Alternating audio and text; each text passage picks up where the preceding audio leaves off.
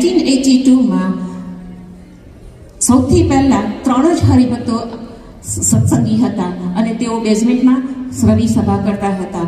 તેઓનો ઉત્સાહ એટલો બધો અનેરો હતો કે થોડા વખતમાં તો મોક્ષોની સંખ્યા વધવા માંડી અને જગ્યા પણ નાની પડવા માંડી. એટલે પછીથી ગ્લેન એલનના મંદિરના હોલની જોગવાઈ કરવામાં આવી.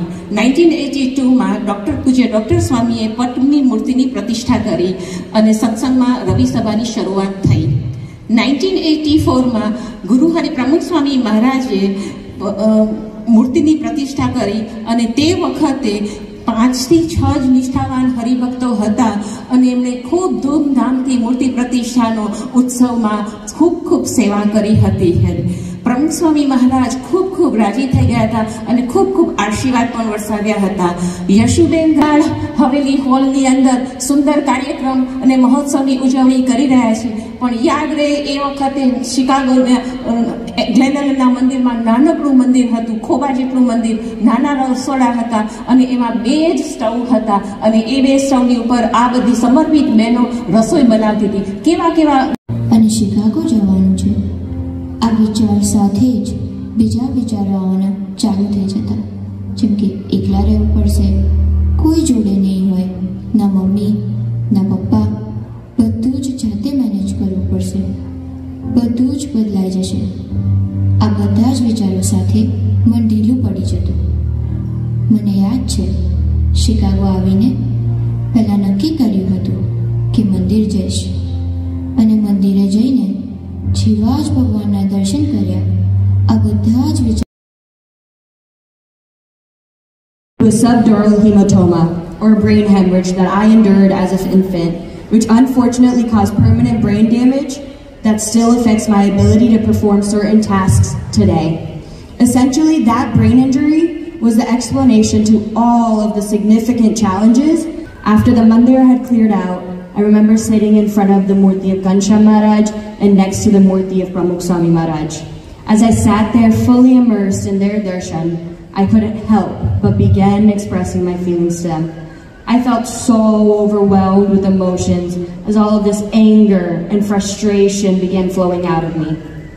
Never before had I engaged in such deep, one-on-one conversations with the Murtis like that. As the words began pouring out of me, I could not stop. I cried and I begged and I vented. I was mad and sad and frustrated and scared. Led by my uncontrollable emotions, I ferociously begged for one thing: strength. The kind of strength that could help me handle difficult emotions, cope with frustrations, and remain resilient in the face of challenges I knew I would face in the future.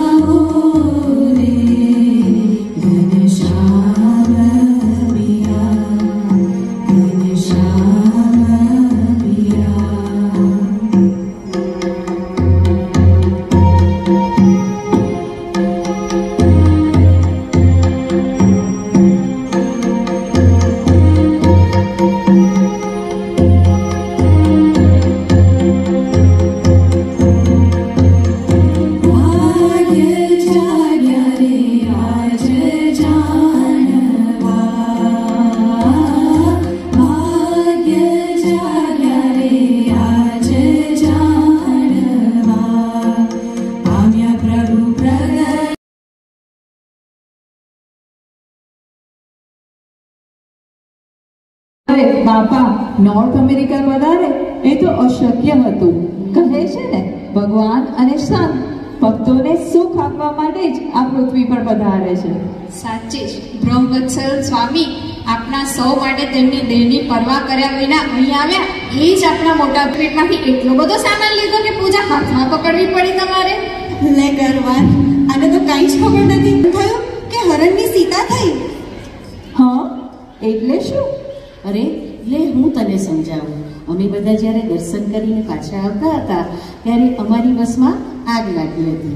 આમ તો ઘણી લાંબી story છે, પરંતુ જો થોડામાં કહું તો અત્યારે અમે કેવળ અને કેવળ સ્વામી બાપાની કૃપાથી જ તમારી સામે જીવતા ઊભા છીએ. નહીં તો વગર શિવરાત્રિએ સક્કરિયા બટાકાની જેમ. Did anyone get hurt? Is everyone okay? મહારાજ સ્વામીની દયાથી we all are just fine, but it was definitely a moment we'll never forget it. શું મહારાજે અમારી રક્ષા કરી છે, એમની કરુણા તો અપરંપાર છે. ભક્તને જ્યારે પણ કષ્ટ પડે છે ત્યારે સહાય કરવા અવશ્ય આવે છે. અમે બધા બસમાં પાછા આવતી વખતે બસની અંદર બધા ભજન ભક્તિની અંતાક્ષરી રમી રહ્યા હતા. અચાનક કેટલાક પેસેન્જરને પોતાના પગ નીચે ગરમી અનુભવાઈ, જેથી તપાસ કરવાથી ખબર પડી કે કશું તમે કદાચ બસમાંથી બહાર નીકળી શક્યા હોય. આ તો મહારાજ અને સ્વામીએ રાઈટ ટાઈમ ઉપર સૂચ આપી, જેથી તપાસ કરવાથી ખબર પડી કે આગ લાગી રહી છે. હા, ખરેખર મહારાજ સ્વામીએ અમારી અને અમારા પરિવારજનોની ખૂબ જ રક્ષા કરી. Oh wow, I'm so ખરેખર ખૂબ રક્ષા કરી છે. There wasn't any injuries and you all are got out safe. What happened to your luggage? અને પૂજા હાથમાં કેમ પડી છે? એ પણ સ્વામી શ્રીની જ કૃપા છે. તેઓ પોતાના ભક્તોને હંમેશા યાદ રાખે છે. ક્યારેય તેમના મનમાંથી હરિભક્તો સ્વામીએ સંતો ભક્તો દ્વારા અમારી ખૂબ જ સંભાળ રખાવી. આવું તો આપણે બીજા માટે કરવાનો વિચાર પણ ના આવે. આપણે તો આપણી જ લાઈફમાં એટલા બિઝી રહીએ છીએ ને. આપણે સ્વામીશ્રી પાસેથી જ શીખ લઈએ. એમની રીતે રીત કરી શકાય છે. હંમેશા પોતાને પહેલા નહીં, પરંતુ બીજાને આગળ મૂકી શકાય છે. આપણે સ્વામી બાપાની જેમ જ બીજાનું પહેલા વિચારવું જોઈએ. Swamishri always goes extra mile. સ્વામીશ્રીએ આજ્ઞા આપી હતી કે જેમણે પણ લગેજમાં એમની પૂજા ગુમાવી હોય તેમને નવી પૂજા આપજો, કારણ કે બીજા દિવસથી એને એની જરૂર પડશે. અને આ એ સ્મૃતિની પૂજા અમારા હાથમાં છે. Wow, that is such amazing Smruti. I know you got to take care of your smallest needs that afterwards, which is just mind-blowing. Gunatitanand સ્વામીએ એમની વાત. We are in Swamishi's Chhatra Chhaya. We have his prapti. But what now? પ્રાપ્તિ તો થાય છે, પણ હવે શું? આ પ્રાપ્તિને માણવી કેવી રીતે?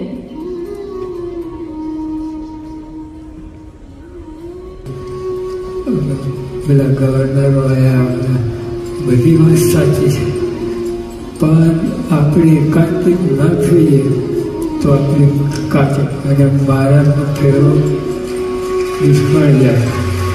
એટલે આપણે ત્યાં સુધી પહોંચવાનું છે. ગમે કરીને નથિંગ લેસ, એકાંતિક ફક્ત થવું જ છે. એકાંતિક નથિંગ લેસ. આજ મંદિરમાં આપણે અમને ધ્યેય આપ્યો કે એકાંતિક થવું છે. અને કીર્તનની કડી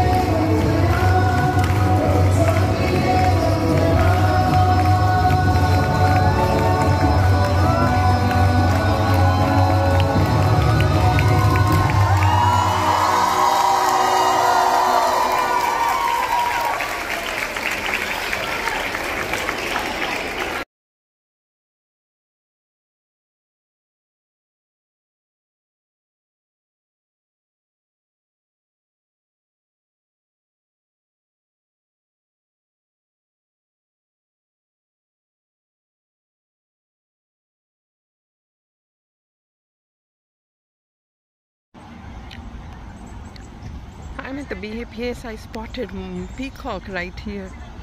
Oh my god. Peacock is our national bird.